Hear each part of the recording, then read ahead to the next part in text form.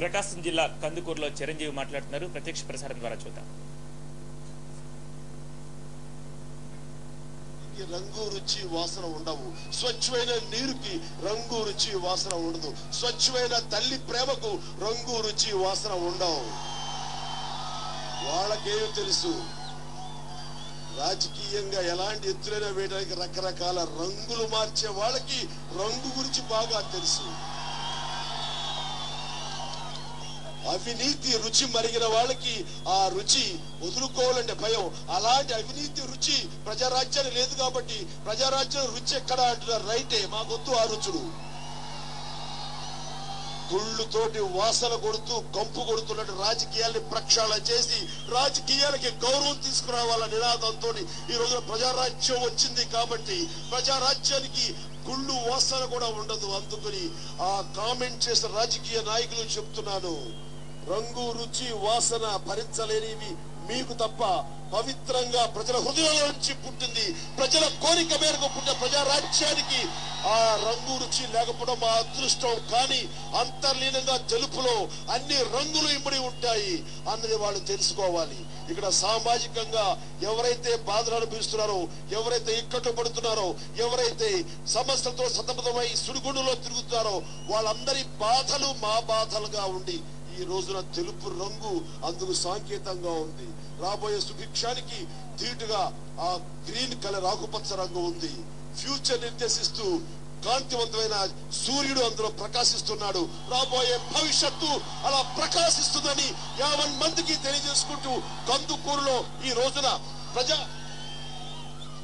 ప్రజల యొక్క ఆశీస్సులు మాకు నిండుగా ఉండడం అనేది ఎంతో అదృష్టంగా భావిస్తున్నాను. ఇక్కడ భవిష్యత్తులో ఇక్కడి నుంచి ఎన్నుకోబడే మా యొక్క నాయకులు మీ యొక్క ప్రేమకు మీకు అన్ని రకాలుగా వాళ్ళు చేదోడు వాదోడు ఉంటారు. నా ఫిలాసఫీని వాళ్ళు పురుగు పుచ్చుకుని మీకు సేవలు చేయడమే ధ్యేయంగా, మీకు అన్ని రకాలుగా బాసనగా ఉండటమే వాళ్ళు ప్రధానంగా తీసుకుని ముందుకు వస్తారు. వాళ్ళు ఏమాత్రం మీకు లేరు అనుకుంటే అలాంటి వాళ్ళని నిజంగా మీరు ఎన్నుకోవద్దు. వాళ్ళ మీద నిజాయితీ ఉండేలాగా నేను చూస్తాను.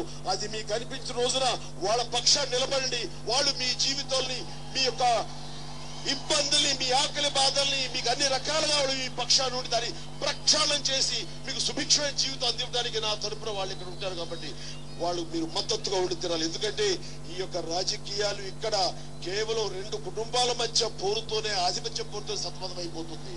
ఎన్నాళ్ళు వాళ్ళు కాకపోతే వీళ్ళు, వీళ్ళు కాకపోతే వాళ్ళు, ఇక అక్కల రాష్ట్రంలోనూ అదే. వాళ్ళు కాకపోతే వీళ్ళు, వీళ్ళు కాకపోతే వాళ్ళు, వేరే ప్రత్యామ్నాయం లేక మార్పు కోసం ఎదురు చూస్తున్న వాళ్ళకి దారి దొరకల. ఈ రోజున కందుకూరులో కూడా ఆధిపత్యాలు 2 కుటుంబాల మధ్య అక్కర్లేదు. మరొకరు ఛాన్స్ ఇవ్వండి, కొత్త తరానికి ఆహ్వానం పలకండి. మీరు మీ జీవితంలో మార్పు రావాలి అంటే ముందు మీరు ఎన్నుకునే నాయకుల దగ్గర నుంచి మార్పు రావాలి. ఆ రకంగా ఈ రోజున మీరందరూ ప్రజారాజ్యానికి మద్దతుగా ఉండి ప్రజారాజ్యాన్ని మీరు భుజాల మీద వేసుకుని మార్పు కోసం మీరు అనుకున్నది సాధించాలంటే ప్రజారాజ్యానికే మీరు నిజంగా సపోర్ట్ గా ఉండి భుజాల మీద వేసుకోవాలి. ఆ మార్పు వచ్చింది కాబట్టి ఈ రోజు స్పందన. కాబట్టి రాబోయే రోజులు మనమే, రాబోయే రోజులు ప్రజారాజ్యానివే. ఈ రకంగా కందుకూరుని నిజంగా మనస్ఫూర్తిగా నేను నా ధన్యవాదాలు తెలియజేస్తూ 50 మందికి మనిషికి నేను ఈ రోజున నా హృదయపూర్వక అభినందన తెలియజేసుకున్నాను.